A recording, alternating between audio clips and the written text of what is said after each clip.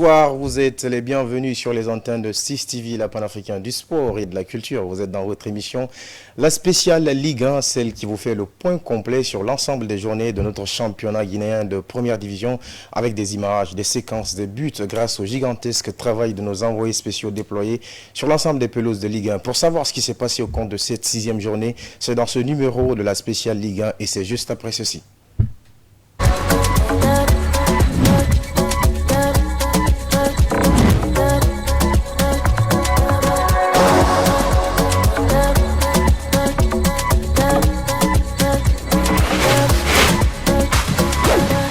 Allez, on démarre en vous proposant le programme complet de la 6e journée qui nous affichait des rencontres très intéressantes, notamment ce match, ce derby entre l'association sportive de Kaloum et le CI Kamsar. Mais ça a commencé le 8 février avec la réception du Afia FC, toujours désormais leader de ce championnat, qui était reçu par la Renaissance Clément Club de Kamsar. Puis le Milo faisait face à la Flamme Olympique du côté du stade Mbaloumadi Diakité de Kankan. Le 9 février, les rencontres se sont enchaînées avec l'AS Kaloum qui recevait le CI Kamsar du côté du stade de la Mission, j'y arrive. Louba FC recevait Foot Elite de Koléa. Wakria se faisait face à l'ASM Sangaridi pour un derby de Kakandé. Sur Academy recevait la Renaissance FC de Bonfi. Et la clôture, c'était entre l'Ashanti Golden Boy de Sigiri et le Oroya. On va partir avec une très belle affiche qui s'était disputée du côté du stade Mbaloumadi Diakité de Kankan entre deux clubs invaincus depuis le début de cette saison. Il s'agit bien de la SAC de Sigiri qui faisait face au club de Matam, le Oroya Athletic Club de Conakry. Pour savoir ce qui s'est passé dans cette rencontre, suivez le compte rendu de notre envoyé spécial Lance Koivogi. Le Horéa renoue avec la victoire après un match nul obtenu contre le Milo Football Club de Kankan. Le Horéa Athletic Club est tombeur de l'Ashanti Golden Boy de Sigiri jusque-là sans faute pour le début de ce championnat. Après 6 journées jouées au compte de ce championnat national de Ligue 1 professionnelle, le Horéa Athletic Club, grâce à François Pogomou, arrache la victoire 1-0 ici au stade Mbaloumadi Diakité, Guilao de Kankan. Nous allons suivre la réaction du coach Nouhou Diané après cette victoire obtenue par le Horéa. Oui, bien sûr, une deuxième victoire. Et en plus, c'était contre les leaders du championnat. C'était pas chose facile, mais notre objectif, quand même, c'était de tout faire pour qu'on puisse au moins se quitter avec 4 points ici, comme on l'a fait la saison passée. Je pense que Dieu faisait bien les choses. On n'est pas revenu à gagner aujourd'hui. Voilà. Oui, c'est vrai. En seconde mi-temps, je pense que techniquement, on avait vraiment des soucis. Parce qu'en réalité, vous savez, la majorité de ces joueurs-là, c'est la première fois de jouer à ce niveau. Ça compte énormément. On fait une très belle première mi-temps. Et à la deuxième mi-temps, je pense qu'il y a eu un baisse du régime. Mais ça arrive aussi dans le football. Parce que l'équipe qui était en face, c'est une dynamique, réellement, leader du championnat. Et c'est pas facile, c'est pas toujours facile. Voilà, mais il fallait gérer sur le plan tactique, réellement gérer la deuxième mi-temps. Et c'est ce que nous avons fait. Et on n'est pas revenu à marquer sur une balle arrêtée. De l'autre côté, c'est une satisfaction avec ce déplacement ici à Kankan. Le Horéa Athletic Club qui obtient 4 points sur 6 possibles. Un déplacement qui, en tout cas, selon les dirigeants du Horéa, ça fait du bien pour se relancer au classement de Ligue 1. Votre envoyé spécial depuis le Nabaya, Lance Koivogi.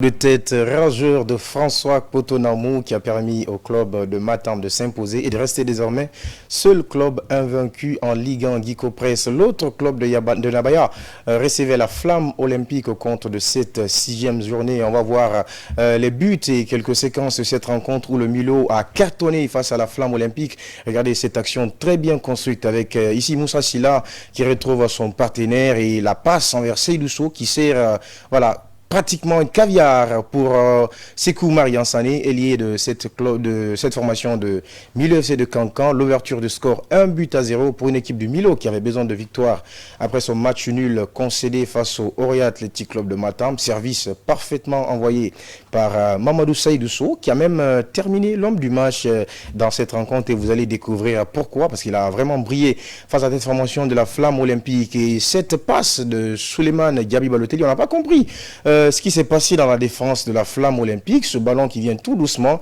finir dans les pieds de Mohamed Silla qui double la mise pour le club de Kankan. 2-0. La Flamme semblait s'éteindre dans cette rencontre grâce à ce 3e but signé Mamadou Seydousso, qui a sorti une rencontre de très grande volée face au club de Dixine, la Flamme Olympique. 3-0 désormais.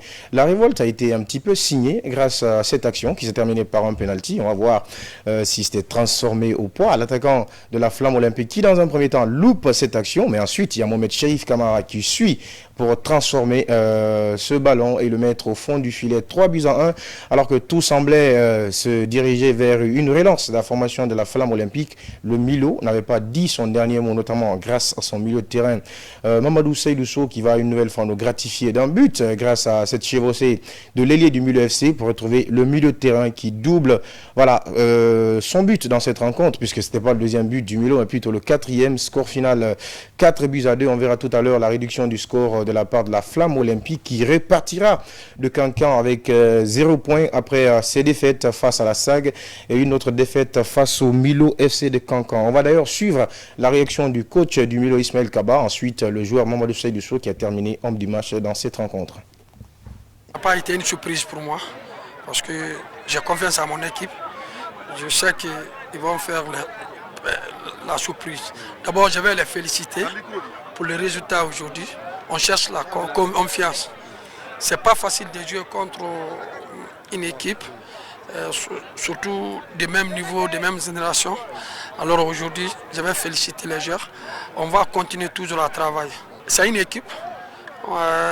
J'ai un groupe, je n'ai pas une seule joueur. Alors, peut-être dans 5 jours, on va jouer la 6e journée. Il y a beaucoup de joueurs là-bas, on va les préparer. Inch'Allah, ça va marcher. Donc, je suis très content aujourd'hui parce qu'on a fait une victoire collective, quoi. Donc je remercie tout le monde et les supporters qui nous ont soutenus jusque-là. L'objectif d'être champion cette année encore. Ismaël Kaba tout heureux avec son milieu de terrain Mamadou Seydousso. Et puis cette autre réaction du joueur Mfali Souma de la Flamme Olympique, le club qui s'est pris une raclée du côté de Cancan. On va suivre la réaction du joueur de la Flamme Olympique, Mfali Souma. Non, on a bien joué quand même, mais le premier mi-temps, on n'a pas bien géré le match. C'est là qu'on a encaissé 2 buts, première mi-temps. Mais prochain match, on va essayer de régler ça. Rien n'est encore perdu parce qu'on a d'autres matchs chez nous. Le 16, on doit jouer contre Louba. On va essayer de gagner ça. Nous prenons désormais la direction de Conakry où une très belle affiche opposait l'Académie SOR du président Almami Seydou Silla à la Renaissance FC de Bonfi du coach Maléa Camara. 2 équipes qu'on connaît très joueuses. Pour savoir ce qui s'est passé dans cette rencontre, suivez cet exceptionnel compte rendu de notre envoyé spécial Abdoulaye Momo Fofana. Vainqueur la journée précédente au stade de la mission de Kaloum face à Foot Elite, la Renaissance de Bonfi a confirmé sa très bonne forme ce dimanche au stade de Koléa devant la jeune équipe de l'Académie SOR.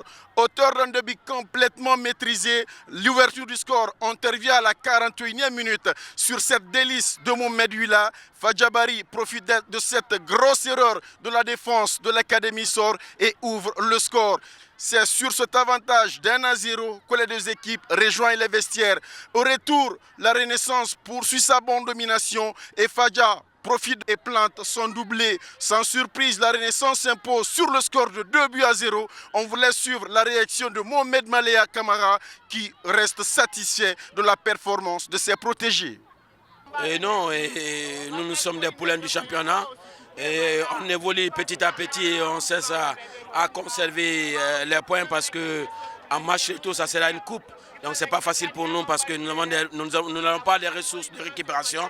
Donc il fallait enchaîner des points et nous sommes avec les adversaires directs. Et le match prochain, ça sera difficile. L'objectif toujours, c'est de nous maintenir en 12e, 11e et 9e place. Et c'est ça notre ambition et nous n'allons pas souhaiter d'aller très loin. Auteur d'un début inquiétant dans ce championnat, SOR Academy est bon dernier avec un petit point. L'entraîneur assistant de cette formation revient sur le début de saison de son équipe. C'est inquiétant parce que le projet est concentré sur la jeunesse, donc c'est pas facile. Il y a beaucoup de manque d'expérience. C'est ce qui nous pousse. Chaque fois on joue, il y a le contenu, les gens disent qu'il y a le contenu, nous-mêmes on voit le contenu, mais chaque fois on fait des erreurs, on prend des buts par les erreurs. Donc nous on est là pour les accompagner, on est là pour corriger tout doucement. Je pense que peut-être ça va aller. Mais en tout cas, il faut, les enfants, il faut qu'on réagisse. C'est ça, c'est la réaction, c'est le mental, donc l'orgueil. C'est tout ça là qui nous reste maintenant. L'orgueil, donc si on ne met pas le cœur, ça va être difficile. Donc nous on est là, nous on va les guider tactiquement, techniquement, on va les accompagner. Mais le reste c'est eux, hein? C'est eux. Donc, mais c'est la jeunesse, c'est difficile. Si les fonds de cette équipe sont inquiets quant au début compliqué de cette équipe, par son président, Almami Seydou Silla reste convaincu. L'objectif, c'est de produire, réaliser du beau jeu et permettre à cette formation de placer plusieurs joueurs à l'étranger. Ça dépend. Moi, je ne pense pas qu'il faut s'inquiéter. On sait ce que SOR veut. SOR veut quoi? Former des joueurs, les faire progresser, les faire jouer mieux tous les jours. Et je pense que depuis le championnat, les résultats ne suivent pas, mais dans la qualité du football, on voit ce que SOR est en train de produire. Donc, moi, si on ne jouait pas au football, là, ça m'inquiéterait. Mais le résultat viendra. En termes de réussite, mais la réussite, c'est quelque chose qu'on ne contrôle pas. C'est-à-dire que nous, qu'est-ce qu'on peut faire? Le staff peut créer, disons, les opportunités. Ce qui existe, quand vous regardez le match, il y a des opportunités, il y a des occasions. C'est pas comme si on n'arrive pas à concrétiser, mais ça va venir. C'est des jeunes joueurs. La moyenne d'âge est quoi? De 18, 17 ans et demi. Donc le temps que ça prenne, ça prend du temps, mais c'est pas inquiétant du tout pour nous. Est-ce que le bilan pour vous, il est catastrophique? Je viens de le dire, pour moi le bilan est même positif. Donc je ne vois pas pourquoi il est catastrophique. J'ai 3 fois que je dis le bilan pour moi il est positif. On produit du jeu, on se crée des occasions, on fait des erreurs de jeunesse derrière, mais on progresse tous les jours. C'est les futurs internationaux de la Guinée, donc c'est ça l'idée. Aujourd'hui, dans toutes les catégories de jeunes, je pense qu'on devrait piocher dans ce groupe-là. Donc pour moi, non, je ne suis pas du tout inquiet. Et comme on dit, tout ce qu'on veut, c'est faire progresser ces gamins. Et après, le résultat, c'est pas ce qu'on cherche. Si on voulait le résultat, on va faire comme tout le monde. On commence à balancer les longs ballons, on attend que quelqu'un fasse une erreur, mais non, nous on joue, on crée du football, on donne du plaisir. Les résultats, ça viendra. Grâce à cette belle et solide victoire face à l'Académie SOR, Mohamed Malaya Camara s'est protégé, retrouve la 3e place avec 11 points au compteur. Quelle sérénité, quelle tranquillité d'esprit et puis quelle croyance en son projet de la part du PCA de SOR Academy qui, malgré les difficultés que rencontre son club en ce début de saison avec une dernière place au classement, le PCA n'est pas du tout inquiet. Il semble croire en son projet jusqu'au bout. Nous allons suivre la réaction du double buteur de cette rencontre, Fadiabari, au micro de Momo Fofana. Bon, c'est un sentiment de satisfaction, de joie de marquer les deux buts dans le match. C'est un atout et je remercie, comment dirais-je, le staff technique et le coach pour avoir marqué ces 2 buts. C'est quoi tes propres ambitions cette saison? Parce que désormais, tu as 3 réalisations. Vous savez, les ambitions sont les mêmes. Les ambitions sont les mêmes. C'est ça. Pour être le meilleur buteur. Tant que vous demandez les autres joueurs, ils vont dire qu'ils vont être le meilleur buteur. Moi aussi, c'est mon seul objectif.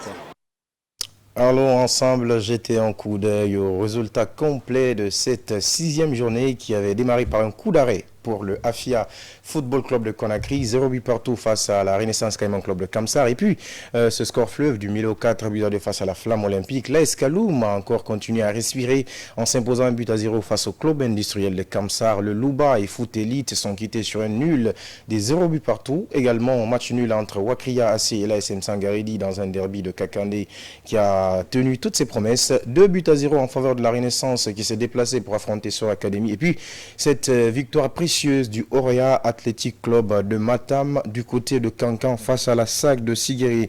On va regarder quelle incidence tout cela a pu produire sur le classement général avec le Afia qui est toujours leader avec 13 points et qui déclasse de ce fait l'Ashanti Golden Boy qui est un leader au moment de la 5e journée de ce championnat de Ligue 1 Guico Press. L'Ashanti compte le même nombre de points, 13, mais grâce à une bonne différence de but du Afia, celui-ci équipe à la tête du classement. La Renaissance suit avec 11 points. La RCC Kamsar, promue cette saison, qui fait plutôt un début de saison intéressant avec 10 points, occupe la 4e place. Le Orea également 10 points, seul club invaincu désormais dans ce championnat de Ligue 1 Guico Press. L'ASM Sangaridi compte 9 points et le Milo referme cette première partie du tableau avec 8 points. Dans l'autre partie du tableau, nous avons des clubs comme Louba FC qui compte 8 points, le CI Kamsar suit avec 6 points, la Flamme Olympique autant de points que le Wakria, 6 pour les deux clubs. Foot Elite, premier également cette saison, compte 4 points, autant que l'AS Kaloum qui en compte également 4. Et à la dernière place du classement, SOR Academy. On vous propose, mesdames et messieurs, le programme de la 7e journée qui va nous afficher de très belles rencontres. Ça va commencer avec la Renaissance Caïman Club de Kamsar qui recevra l'Ashanti Golden Boy. Ensuite, le 15 février, le Afia recevra Wakria assez mal en point à ce début de saison. L'ASM Sangaridi fera face au Milo FC de Kankan. Le Orea accueillera du côté de Yorokogia la Renaissance FC de Bonfi. Le 16 février, la suite et fin de cette 7e journée va se poursuivre avec le CI Kamsar qui qui recevra Sor Academy, une équipe très jeune, ambitieuse, mais qui a du mal à engranger des points dans ce championnat. Et puis la Flamme Olympique recevra le Louba FC. La clôture, ce sera entre Foot Elite et l'AS Calom. C'était tout au compte de cet autre numéro de la spéciale Ligue 1. Merci à toute l'équipe technique mobilisée derrière cette émission, au chef d'édition Abdoulaye Fofana, à Alpha et également Antoine Milimono. Au plaisir de vous retrouver sur les antennes de la panafricaine du sport et de la culture pour toutes nos émissions. Bonsoir chez vous.